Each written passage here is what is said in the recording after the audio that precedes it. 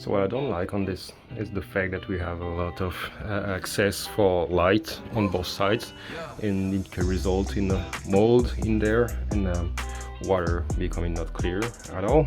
So in order to avoid all those issues, I've made a small mask right here that will goes on there, and I will be able to put the rails back on it, and so that the water gets totally isolated from light. Well, not totally, but like 90% or something like that.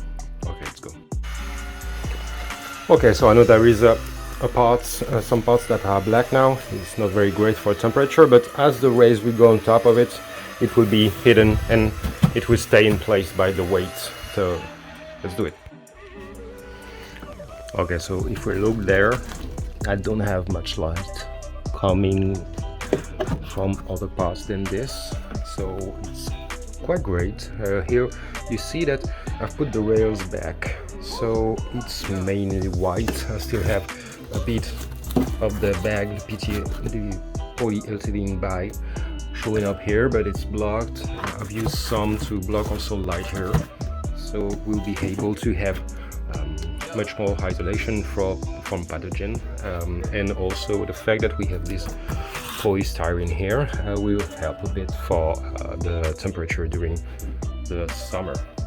I still have a bit of water deep down because I don't want my pH sensor to get dry, and I can put my tubes back in so that it's nice and tightly clipped.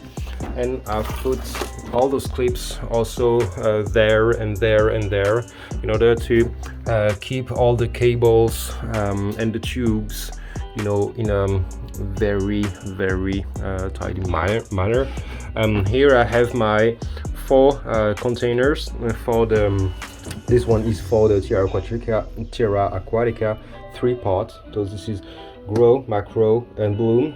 Grow is for growth basically, micro is especially for your roots, and this one is for the flowering part. Because I'm using rainwater, I also use CalMag to compensate the lack of calcium in the water. This is for the first doser, and the second doser only have the pH management, so pH minus and pH plus. And here we have our external pumps.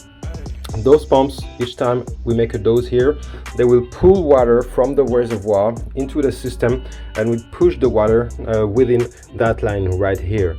So all your nutrients will go one after the other into the nutrient line with pressure, so that it sprays nice in there, but also it never mixes the nutrients one with the other. So that's it from this one. Right here, yeah, we have our level sensor that will come in the next videos. I also have this pump. So this pump is made to make automatic drain for this guy.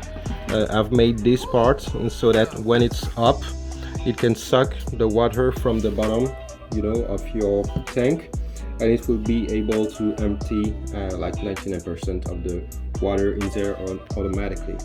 And when I want to fill this setup with new water, I will have this.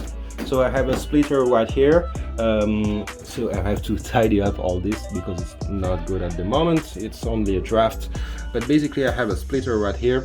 It's linked to my 2 IBCs here.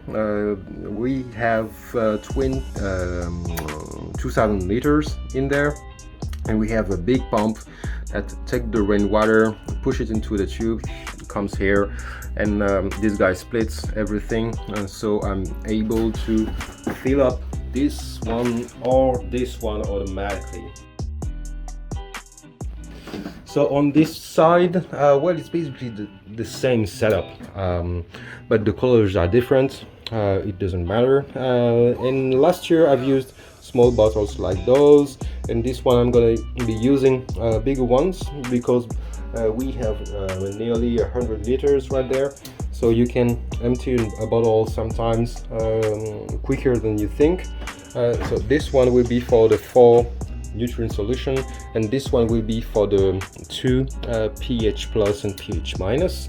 I've also added this guy Same thing to help with the calibration of the sensors in there.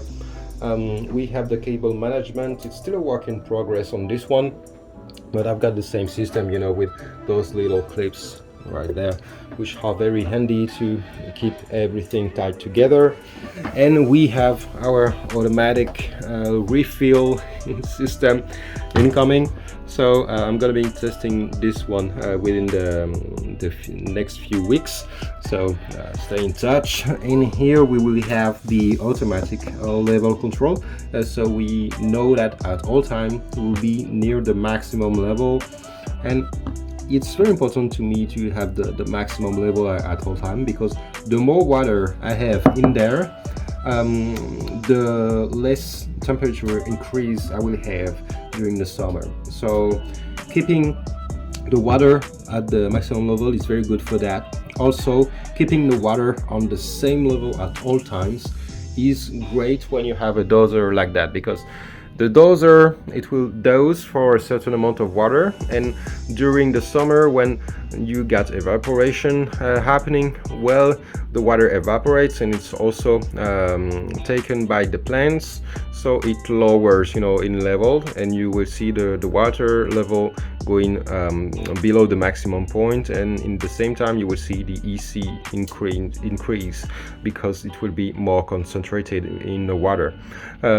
So with this kind of system, you keep a level of water that is the same at all time, and so you will have perfect like EC and perfect pH line in the app to manage all that. And maybe I can show you the app right here. Give me a second.